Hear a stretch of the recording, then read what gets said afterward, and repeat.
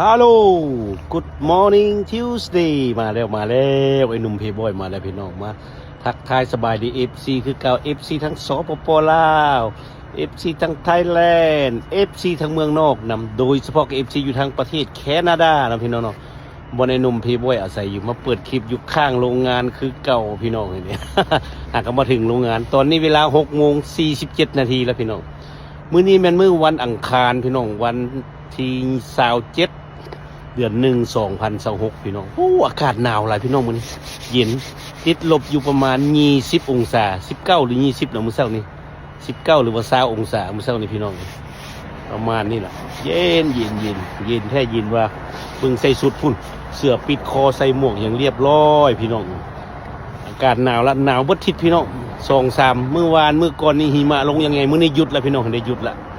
มันหยุดแล้วก็เป็นแนวนี้แหละนี่หยุดแล้วเขามากวดเด้รถเขามากวดออกจากข้างพักคิงโรงงานโอเคเอามาติดตามมึงว่าวันนี้เขาสิมีจะคลิปพี่น้องเนาะเจอกันครับผมมันหนาวบ๊ายบาย